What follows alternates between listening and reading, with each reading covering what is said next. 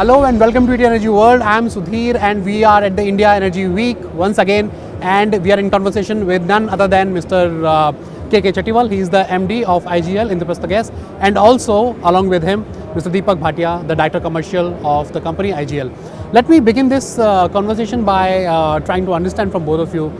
First of all, what is the larger sense that you get at India Energy Week this year? How is it bigger and better than what it generally is? Yeah, first of all, a very good afternoon to you, Sudhir, and to your viewers. As you know, the India Energy Week has emerged as the second largest exhibition in oil and gas space in the world, not only in India.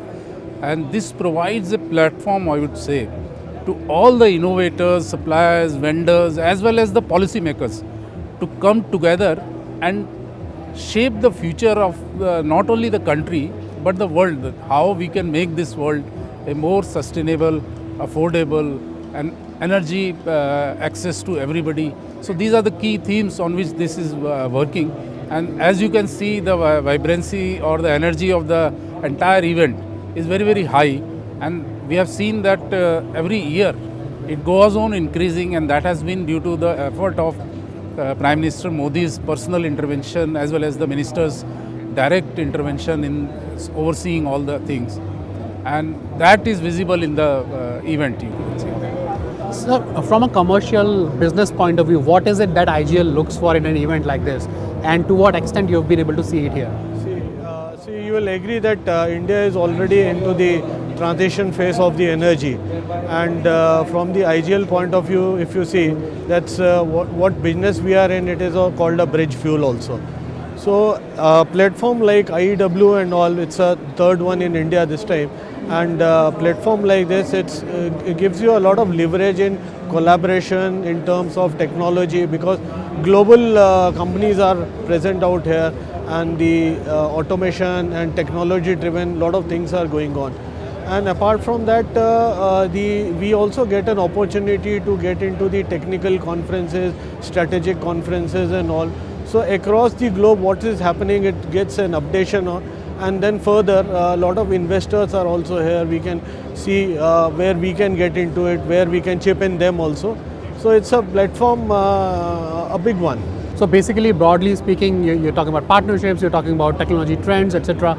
And that's a very nice thing to have. Let me switch to IGL's own operations now. And Mr. Chatiwal, if you could brief me about. So IGL is among the largest in this business, in the business of CNG and PNG. Overall, what we have seen is that it's an industry which has evolved significantly over the past some years, right? A lot of expansion has happened, and IGL is at the forefront of that expansion. Where does the company stand today, right? After so many bidding rounds, right? And within the space of CNG and PNG, what is the larger potential that exists? How do you look at business opportunities there? So as you are aware, right now we have around 307 geographical areas. So IGL has got only 11 of them. But those 11 that we have demonstrated that there is a huge potential in CNG, PNG space. So out of the total 43 million that is there in CGD sector, IGL is close to 10 million. So you can say 25% of the sales is being done on those 11 geographical areas. So now if we can expand the same growth to say 300, so you can imagine that it could be 25 to 30 times of what IGL is. So the potential is huge. And we see that from 42, this can easily go up to 125, 150 millions. So in the next 5-7 years. And even IGL's point of view, we have close to 7 million in CNG sales. So that is a huge plus. And if you see number 2, number 3, their sales, so they are at 2.5 to 3 million. So, and primarily the reason has been that the NCR has been a major growth, not only for auto industry, but due to the government push or the Supreme Court mandate regarding this environment and all. So that gave a strong push to IGL to expand in the transport sector, in addition to the domestic and industrial and commercial. So transport push has come from the regulatory requirements of environment and other things. So that we feel will continue to drive the growth, because this is again a key focus not only for NCR but for the entire country. So we feel that this growth because the automotive sector is continuing to grow because linked to India's growth story. So 10 to 12% growth there, and part of that, major part of that, will come from CNG vehicles. Although electric and petrol vehicles, they will also continue, but the major portion of that will come from CNG. And if you include the LNG potential, especially in medium and heavy commercial vehicle segment, so that's growth in CNG as well as LNG, if you include natural gas sector, can be very, very robust in next decade, I would say. So that is the kind of growth that we are seeing, and right now we are in 11, but we believe that going forward, the acquisition and other space, that is always on the radar. So we look for opportunities to expand our footprint, continue to grow. LNG we are already doing because there is no authorization required. So now with I think the marketing exclusivity provides another opportunity, good opportunity to IGL to grow. That So that's what I was trying to also understand from you.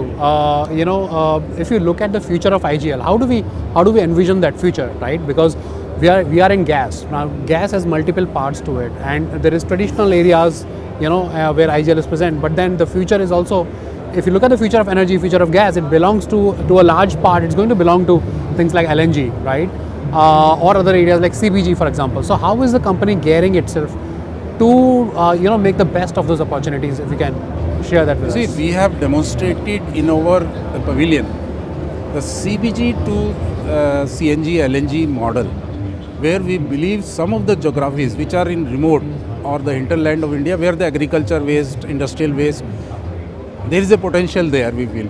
And those cities can be self-sustainable, especially in the transport sector, in the domestic cooking gas sector, industrial and commercial segment. So they can become self-sustainable from the energy point of view. That the waste will be converted to energy, and that is the cycle that will be there.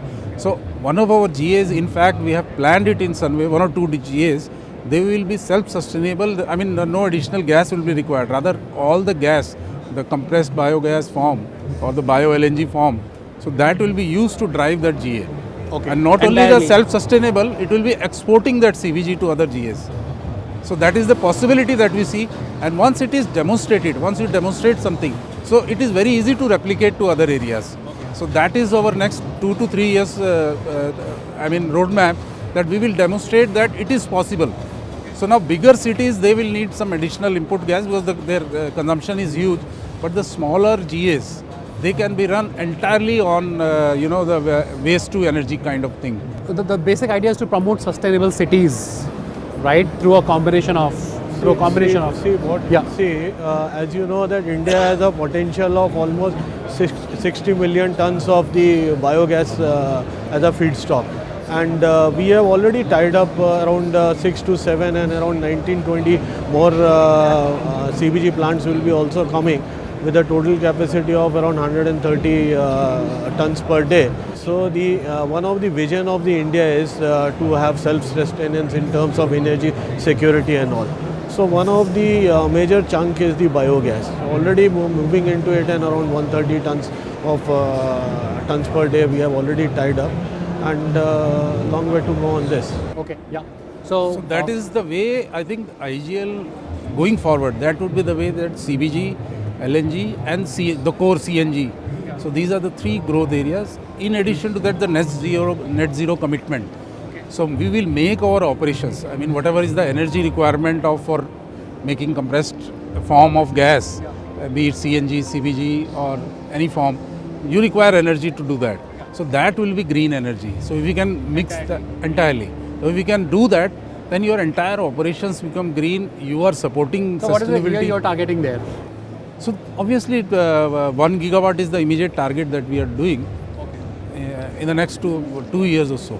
In the next 2 years or so. Okay, fine. I think that will be all. Thank you for your time, Mr. Chatiwal and Mr. Bhatia. Thank you so much. We really look forward to welcoming you again.